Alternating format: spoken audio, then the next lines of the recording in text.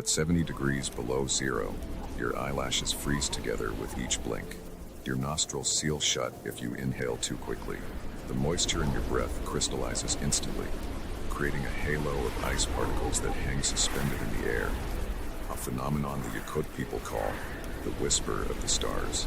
In these conditions, most modern humans would perish within hours. Yet in the remote corners of Siberia's Sakha Republic, the Yakut have thrived for millennia in what scientists consider the coldest inhabited region on Earth. If this kind of survival knowledge interests you, subscribe. Let's keep going. What makes the Yakut approach to extreme cold survival so remarkable isn't that they've developed better heating technologies than we have. Is that they've learned to work with cold rather than simply fighting against it. The Western approach to surviving sub-zero temperatures typically involves brute force solutions. More fuel, more insulation, more technology. But the Yakut perspective inverts this thinking entirely. They've developed systems that require minimal external energy, instead leveraging the properties of cold itself and the subtle thermal dynamics of the human body to maintain life in conditions that would kill most people within hours. This inversion of thinking stems from necessity. When winter temperatures in Yakutia regularly plunge to -60 Celsius and can reach -71, cold enough to freeze mercury solid, you cannot rely on imported fuel or complex mechanical systems. Anything that can break will break. Anything that requires external energy becomes a vulnerability. In this environment, the Yakut have perfected a suite of techniques that modern survival experts are only beginning to understand and appreciate. The foundation of Yakut cold survival begins with an entirely different relationship to clothing. Modern synthetic outerwear operates on the principle of trapping warm air in static layers. But in the extreme cold of Siberia, the Yakut discovered millennia ago that the body must be able to regulate its own microclimate without accumulating moisture, the true killer in sub-zero environments. Their traditional clothing system, perfected over thousands of years, uses what modern scientists now call adaptive insulation. Materials that respond dynamically to both external conditions and the body's changing needs. The cornerstone of this system is the Yakut use of specific animal furs in specific configurations. Unlike the single material approach of modern outerwear, traditional Yakut clothing combines multiple fur types in strategic layers. The inner layer, typically made from reindeer leg fur with hollow hair shafts, creates a boundary of dry air directly against the skin. The middle layer, often crafted from wolverine or fox fur, serves as transition insulation. The outer layer, made from longer-haired reindeer back fur, includes a critical design feature missing from most modern clothing: a deliberate air gap between layers that allows for continuous ventilation without heat loss. This system manages moisture so effectively that sweat evaporates before it can condense and freeze, a capacity no synthetic material has yet matched. Modern Arctic researchers at Russian and Scandinavian research stations have begun studying these principles, finding that traditional Yakut clothing outperforms the most advanced synthetic materials by significant margins in conditions below -50 Celsius. Perhaps even more remarkable is the Yakut understanding of what might be called thermodynamic architecture.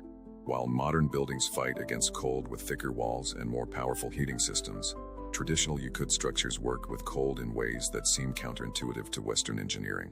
The classic winter dwelling, or balagan, incorporates what we now understand as sophisticated principles of thermal mass, controlled ventilation, and strategic insulation that minimize fuel needs while maintaining survivable internal temperatures. The balagan's earthen floor serves as thermal mass, absorbing and radiating what little heat is produced inside. The walls, constructed of thin timber covered with layers of birch bark, clay, and manure, create an envelope that breathes in a controlled manner rather than attempting to seal completely against the outside. Most critically, the balagan is partially embedded in the ground, using the relatively stable temperature of the earth as a thermal buffer against the extreme fluctuations above. The result is a structure that might maintain an internal temperature of just a few degrees above freezing with minimal fuel. Cold by modern standards, but sufficient for survival when properly dressed. This approach acknowledges a truth that modern comfort-focused design often ignores. In extreme environments, the goal isn't to create an artificial paradise, but to establish conditions that allow sustainable survival. Beyond architecture and clothing, The Yakut have developed extraordinary physiological adaptations that blur the line between learned technique and genetic evolution. Recent research from the University of Yakutsk has documented metabolic differences in traditional Yakut communities, suggesting their bodies process energy differently during extreme cold exposure. What was once dismissed as folklore claims that Yakut elders could regulate their body temperature through breathing and mental techniques is now being studied seriously by biophysicists. These physiological adaptations begin in childhood, with specific breathing patterns taught from an early age. Unlike the rapid, shallow breathing typical in cold environments, Yakut practitioners use deep, controlled inhalations followed by fractional exhalations, a technique that minimizes heat loss through respiration while maximizing oxygen extraction, combined with specific postures that protect high heat loss areas of the body. These practices allow trained individuals to maintain core temperature with significantly less caloric expenditure than untrained subjects. Even more remarkably, anthropologists have documented what appears to be intentional cold exposure training among traditional communities, with children as young as 5 beginning graduated exposure practices that evolve throughout their lives. This conditioning activates brown adipose tissue, the so-called good fat, that burns calories directly for heat rather than energy, creating metabolic efficiency that modern athletes try to achieve through ice baths and cryotherapy, but at a far more sophisticated level.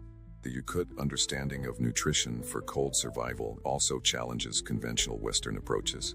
While modern survival wisdom emphasizes calorie-dense foods high in fats and carbohydrates, the traditional Yakut cold weather diet incorporates specific compounds and timing that optimize the body's thermogenic response. Raw frozen fish, or stroganina, consumed in small amounts throughout the day, provides proteins that are metabolized slowly, creating a steady heat output rather than the spike and crash pattern of carbohydrate consumption. More intriguing is the traditional use of pine needle tea and specific organ meats from cold-adapted animals. These foods contain compounds now known to activate thermogenin, a protein that uncouples the metabolic process to produce heat instead of ATP energy. Modern pharmaceutical companies are currently researching these same compounds as potential treatments for obesity and metabolic disorders, yet the Yakut have been strategically consuming them for generations. This knowledge extends to hydration strategies that seem to defy conventional survival wisdom. While modern guides typically recommend drinking hot liquids in cold environments, traditional Yakut practice includes the controlled consumption of small amounts of snow or ice at specific times, a technique that, when properly executed, stimulates internal heat production through what biologists now call the hunting response, a paradoxical vasodilation that follows initial vasoconstriction in response to cold. Perhaps most contrary to modern survival teachings is the Yakut approach to rest and activity in extreme cold. Western methodology typically advocates constant movement to generate heat. In contrast, traditional Yakut practices include strategic periods of absolute stillness, combined with specific breathing patterns that minimize energy expenditure while maintaining core temperature, a technique particularly valuable during extended hunting expeditions or when caught in sudden storms. These periods of stillness are precisely timed and positioned to take advantage of even minimal solar radiation, often with the practitioner adopting positions that expose maximum body surface to whatever weak sunlight might be available. Recent studies using infrared imaging have confirmed that trained individuals using these techniques maintain higher skin temperatures with lower metabolic rates than control subjects following conventional movement-based warming strategies. The Yakut approach to shelter construction in emergency situations similarly inverts conventional thinking. Modern survival training emphasizes creating sealed, insulated spaces that trap body heat. The Yakut emergency shelter technique, called a camas, intentionally incorporates limited and controlled ventilation, recognizing that moisture buildup poses a greater threat than slightly colder temperatures in extreme environments. Using snow itself as both building material and insulation, the camas features sophisticated ventilation tunnels that create a one-way flow of air, allowing moisture to escape while minimizing heat loss. The entrance tunnel drops below the main chamber's floor level, creating a cold sump that traps the densest, coldest air while allowing warmer air to remain in the sleeping area, a principle now used in advanced cold weather tent designs but developed by the Yakut centuries ago. What makes these techniques particularly valuable in today's context is their independence from external energy sources and complex materials. As climate change creates more extreme and unpredictable weather patterns, And as energy systems face increasing strain and vulnerability, these approaches to survival that require minimal external inputs become increasingly relevant, not just for traditional communities, but for anyone preparing for an uncertain future. Beyond the physical techniques lies a psychological framework equally critical to cold weather survival. Yakut traditional knowledge includes specific cognitive practices designed to manage the psychological impacts of extreme cold, what we might now call thermal mindfulness. These mental techniques recognize that perception of cold is partly psychological, and that properly trained individuals can significantly alter their subjective experience of temperature without changing the physical conditions. Elders teach specific visualizations and mental frameworks that reduce the stress response to cold exposure, which itself consumes valuable energy while producing minimal heat. By neutralizing the panic response that typically accompanies severe cold, these techniques allow practitioners to make clearer decisions and conserve energy that would otherwise be wasted on psychological distress. Modern cognitive research increasingly validates these approaches, with studies showing that focused attention and specific mental frameworks can indeed alter physiological responses to environmental stressors. The integration of these physical and psychological techniques creates a comprehensive survival system that operates on principles fundamentally different from modern Western approaches. Rather than attempting to create an artificial bubble of warmth in a hostile environment, an approach that requires constant energy input and remains vulnerable to failure, the Yakut system works with environmental realities, requiring minimal external resources while maximizing the body's natural capacities. This philosophical difference reflects broader cultural perspectives on humanity's relationship with extreme environments, where modern technological approaches often frame survival as a battle against hostile conditions. The Yakut perspective sees extreme cold as a natural state to be respected and worked with rather than fought against. This approach has allowed them to inhabit one of Earth's most extreme environments sustainably for thousands of years, with minimal environmental impact and remarkable resilience against supply chain disruptions that would render technology-dependent communities immediately vulnerable. In practical terms, this translates to a set of survival priorities that differ significantly from conventional Western teachings.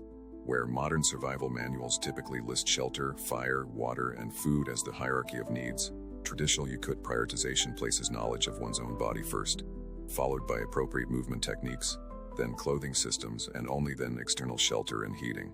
This reprioritization emphasizes the individual's inherent capacity to survive rather than dependency on external tools and resources.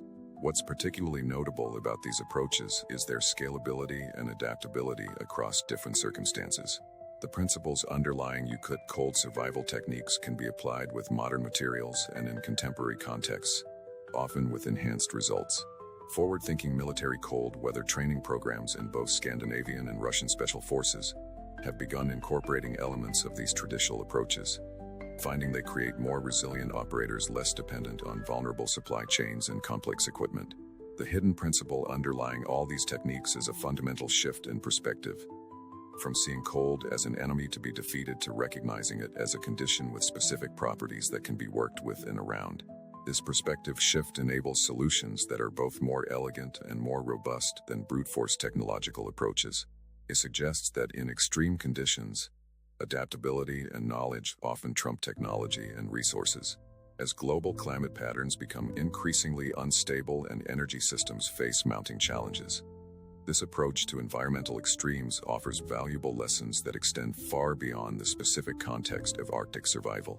The Yakut principles of working with rather than against natural forces, of maximizing inherent human capacities rather than relying primarily on external technologies, provide a model of resilience relevant to a wide range of contemporary challenges. In the modern context, where most of us are separated from traditional knowledge by generations of technological dependence, these approaches to extreme cold survival aren't merely historical curiosities, but potentially vital knowledge as weather patterns grow more extreme and infrastructure becomes increasingly vulnerable to disruption. The capacity to maintain life and function with minimal external resources represents a form of freedom and security increasingly valuable in an uncertain world. The true lesson of Yakut cold survival techniques isn't just how to stay warm without modern technology, though that alone is remarkable enough. The deeper insight is that our bodies and minds possess far greater adaptive capabilities than most of us realize, capabilities that remain largely untapped in our technology-dependent existence. These traditional knowledge systems remind us that human resilience doesn't primarily come from the tools we create, but from our inherent adaptability when we understand and work with the true nature of our environment. In a world increasingly characterized by complexity, fragility, and dependency, the elegant simplicity of Yakut's survival principles offers something more valuable than specific techniques. It offers a different way of thinking about human capacity and our relationship to extreme conditions. It suggests that true resilience lies not in creating artificial environments that shield us from reality, but in developing our ability to thrive within reality as it exists, however harsh it might be. This perspective shift from resistance to adaptation, from technological dependence to embodied knowledge, may prove to be among the most valuable survival skills of all as we navigate an increasingly unpredictable future. The whisper of the stars continues to carry ancient wisdom for those willing to listen. If you found value in these insights from one of Earth's most extreme environments, share this perspective with someone who might appreciate a different way of thinking about human resilience. Our capacity to adapt reaches far beyond what most of us imagine, a truth as relevant today as it was in the ancient winters of Siberia.